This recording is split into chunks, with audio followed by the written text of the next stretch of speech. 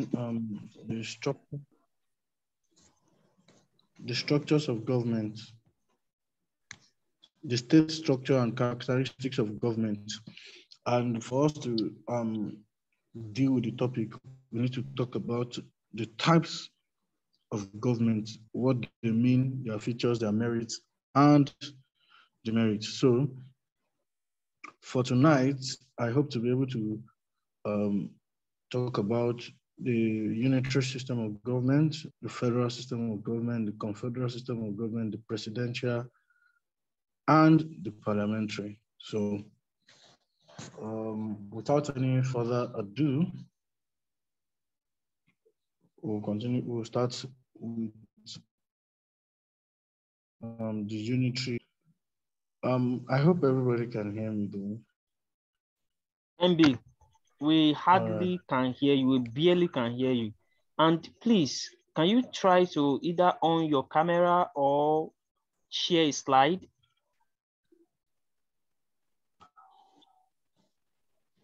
If I on the camera, the network might not be sharp very well, but then no issues. How about sharing a slide? The students need to concentrate on something.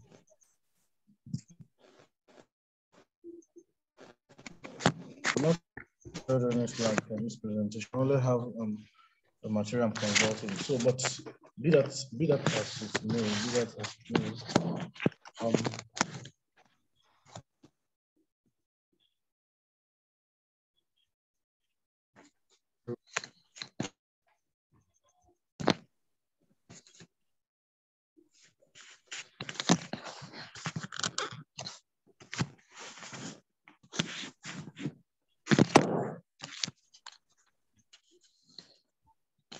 Okay, I think I'll just manage like this. I'm using a phone though. So I've started with the unitary system of government. The unitary system of government is a type of government. The powers that belongs to government is held to a single and central agency. The central or national government creates local units. The unit military, UNI. Huh?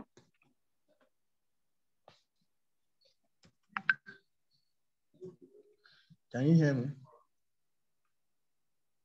Yes.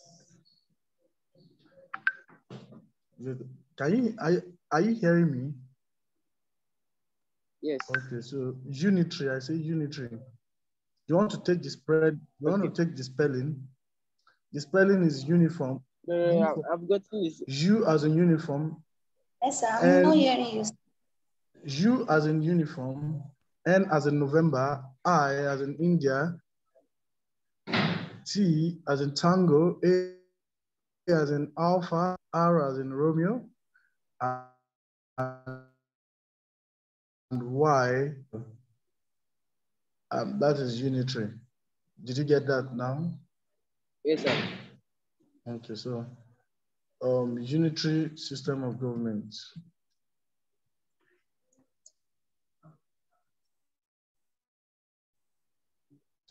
So like I said, a unitary system of government is a type of government where all the power or all the political structures that exist in a state is centralized in one particular central authority, or otherwise known as national government.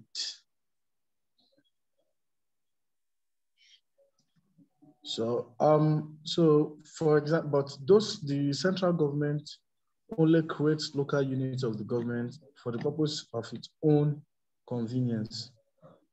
So those that are the local levels of the government only have those power that the central government choose to give them. For example, the Great Britain is a classical example. It has a single central organization, which is the parliament. And the parliament holds all the government power. Local government exists solely to relieve the parliament of a task that will be very difficult or that will be burdensome to do. Though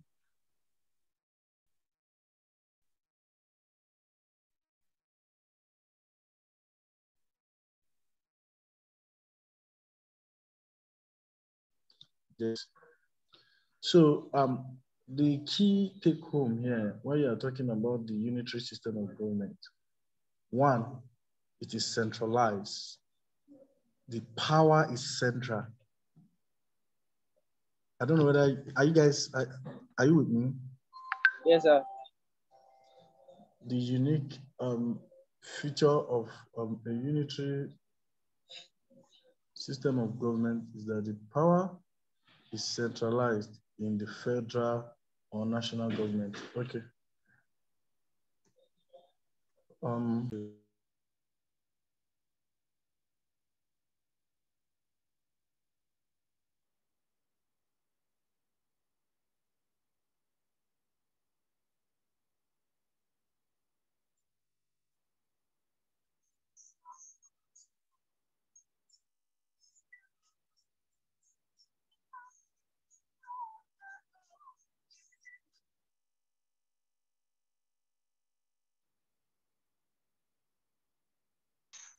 MB, what is going on?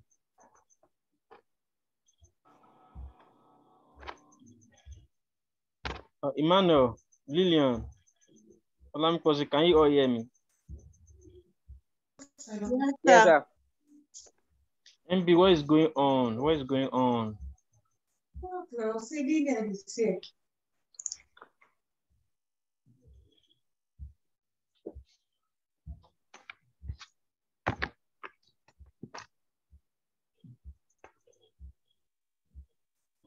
Okay, I think I will continue with the class until it's ready for us.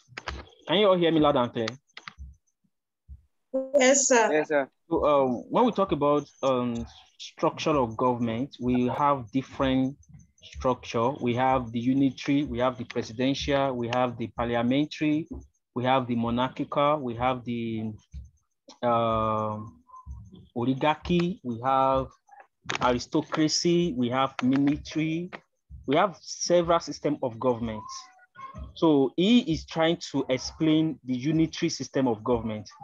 And when we talk about the unitary system of government, as the word uni, like it means one, it's when power is centralized in a particular, what's it called, type of people, or a particular section, or particular people.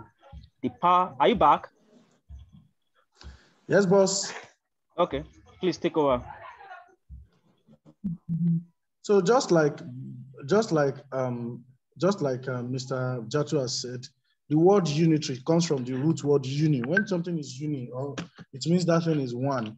And so a unitary system of government is that system of government where power is centralized in one particular body, and that body is the one that distributes the power to other local or subordinate bodies in the government. So be that as it may, the next, okay. So the next point of call is to look at the features of a unitary government. The number one feature of a unitary system of government is it is very, very smooth to run, and it is less technical to run. So the unique, one of the very first unique thing about the unitary system of government is that it's quite very smooth and easy to run.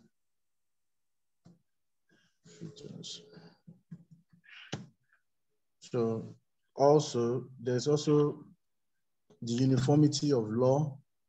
There's also flexible constitution. There's also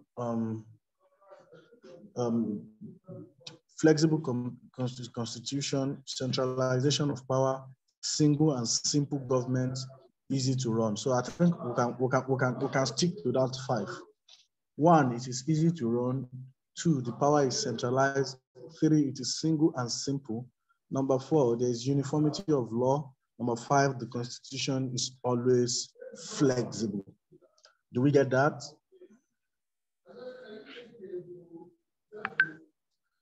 Do we get that? Yes, sir. All right. So before, okay, so now let's talk about the merits and demerits, I guess. So the merits, you can actually derive the merit from the features anyways. So the merit of the unitary system of government is that one of the merits is that it is very simple. It is very simple and it is very easy. Another merit of the government is that another merit of the unitary system of government is that the distribution of power is limited, and so there is less bureaucracy. Less bureaucracy. Let me put it that way. Less bureaucracy, and that derives from the fact that it is very, very simple. So, and also another merit is that the local government institutions are not as strong as the federal government institution. So the central institution is always very strong, and the whole sovereignty of the whole state.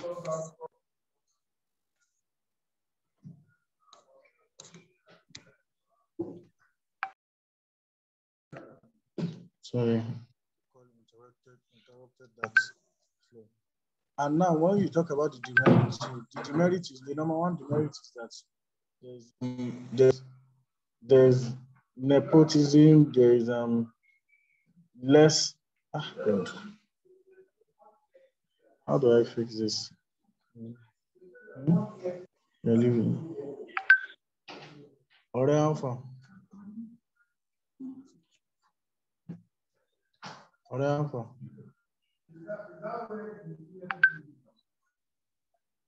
The demerit is that the number one demerit is that the Constitution is flexible.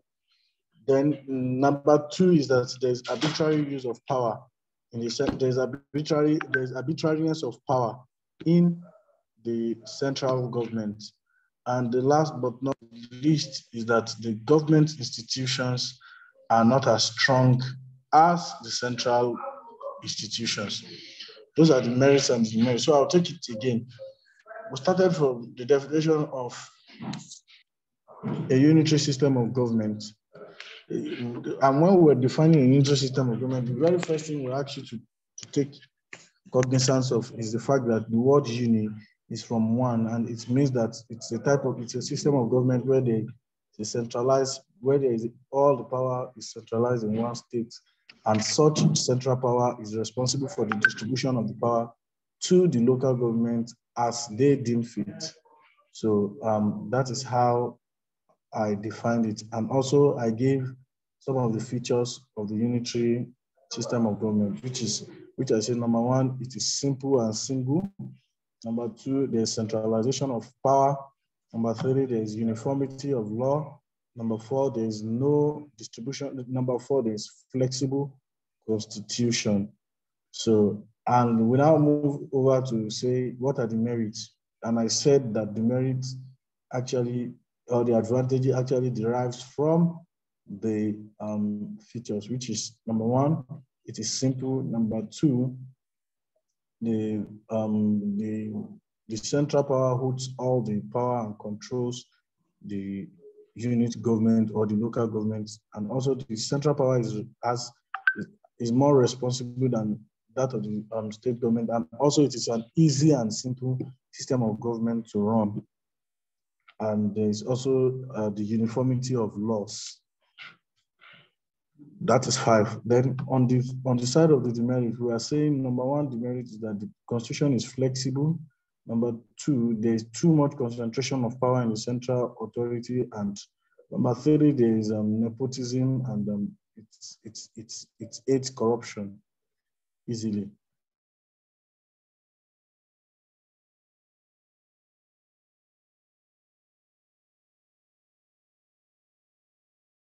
A recap of what we have said. I'll start with the definition. Can somebody define a unitary system of government according to what I've said? Because looking at our time, I can see that we have about I think 10 more minutes. Okay, so a unitary system of government is whereby power is centralized at the federal level. Yeah.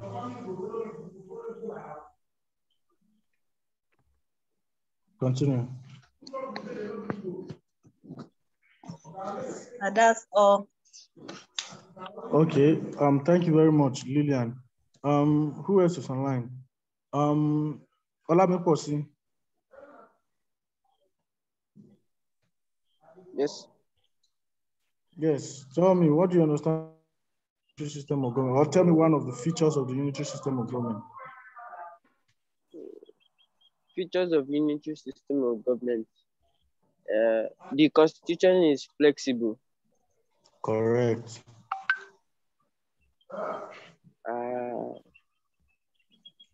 All powers are centralized in one body. Yes.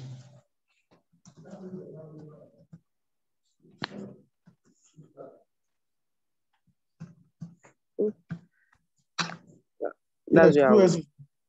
Who else is online? Love Day, Emmanuel. Can you tell me one of the merits, or one of the merits and one of the demerits of the unitary system of government?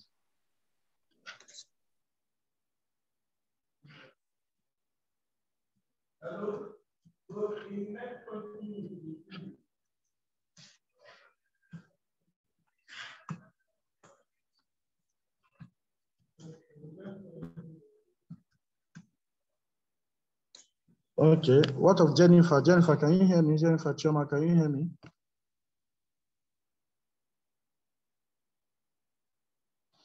Okay, so in the absence of that, let me open the floor for a question and answer. So does anybody have any question with regards to the unitary system? Then also, Sir, Jennifer is one of the coordinators. I'm not a student.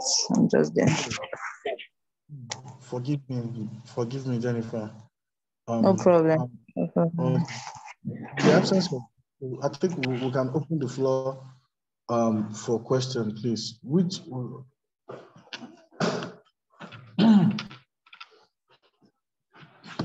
yeah, I was going to give you examples. Some of the states that practices this unitary system includes the United Kingdom, China, Italy, Philippines, Kazakhstan, Haiti, Iceland, and so on and so forth. So those are some of the examples of the states that that practices the unitary system of government. So in the rest of the time that we have, I would like us to take question and answer. Or Ms. Jennifer, can you confirm to me that we don't have the subscription yet, so we're still under the 40-minute rule, yeah? Can you confirm to me, Ms. Jennifer? Yeah, we're still under the 40 minutes what's it called? Right. Period, but we still have time. We still have over 10 minutes. We still have over 10 minutes. Oh, we still have over 10 minutes. I Yes. thought we had about less than 10 minutes. In the absence of question, now I'm going to be asking you guys questions. So some of the questions you might want to ask, you might come across, or some of the questions that you might come across in WAEC or in JAM is what is the distinct difference between a military rule and a unitary system of government? What is the unique difference between a military rule?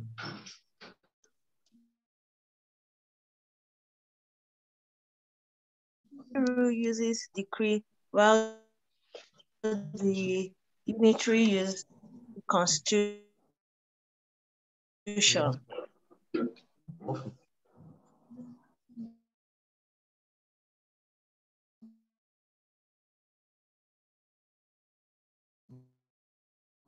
Why the military decree? That's correct. You deserve a round. We might not be able to give you a round of applause. Give yourself a pat on the shoulder. That's correct. And so, Olamikosi. Sir? All right, so I have a question. Can you give me an example of 3 states or 3 countries that practice the unitary system of government? Iceland. 1. United Kingdom.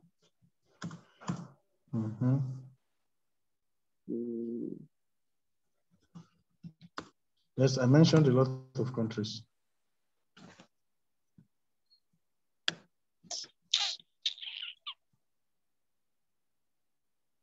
Which other country again? I'm coming, sir. Okay, let me see if I can project this. I want you all to watch the screen so that you can answer this question. All right, sir. Good night, sir. Yes. All right. Sir, maybe you should just read out the options.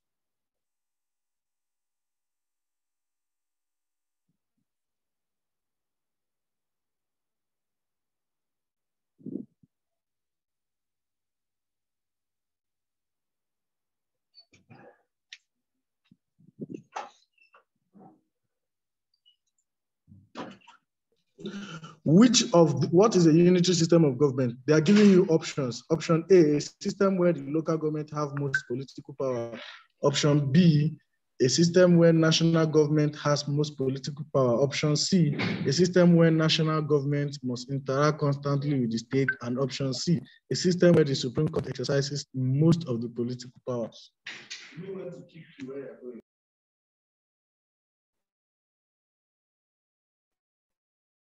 B, national government has most of the political power.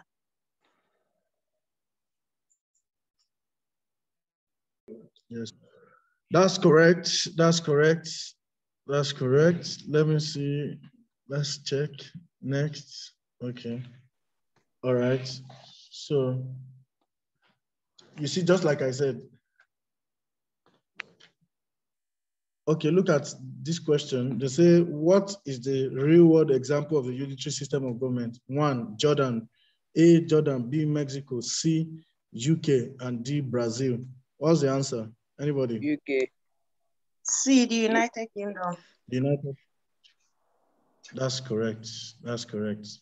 And so there is another question that says, how is the unitary system of government different from the federal system? 1, A, in a unitary system, the central government is dominant in terms of power, while in federal system, the central government and local government share political power. B, in federal system, the national government exercises all the political powers, while in a unitary system, the central and local government must share the power. Now, option C, there's no difference between a federal and a unitary system. Option D, in a unitary system, there is more than one government, while in a federal government, there is only one government and no local government. What is the major difference?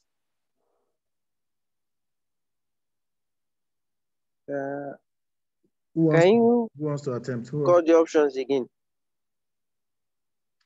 A, unitary system, the central government is dominant in terms of power, while in federal system, the central government and local government share political power. B, the answer is federal option system. A. The answer is option A. Are you sure? Is that your final answer?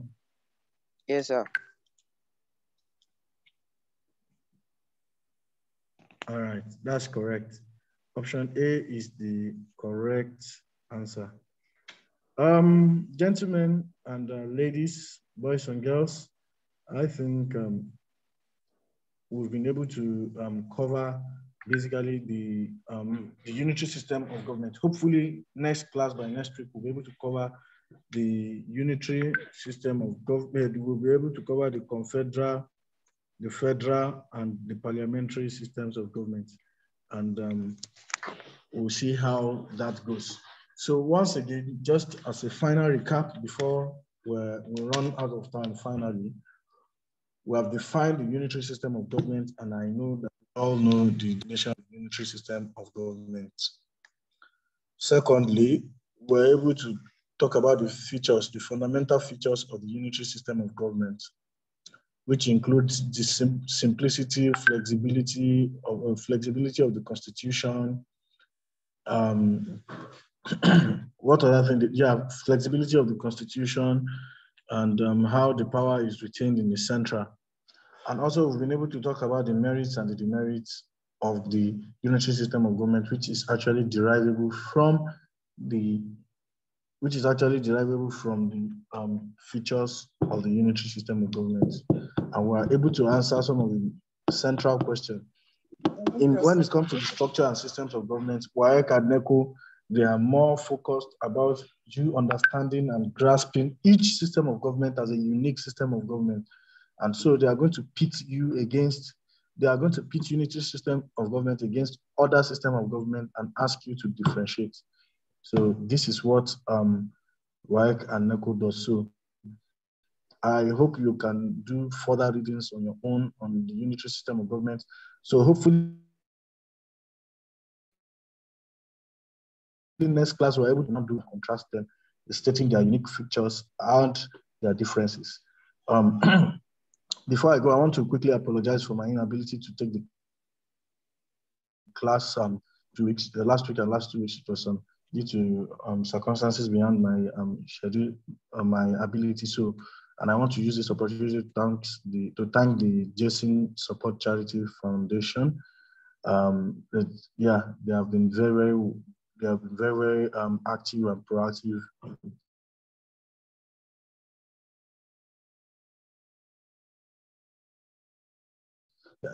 And see you next week. Thank you, MB, for that section. We really appreciate you, and we hope to see you next week and every other week. Thank you so much.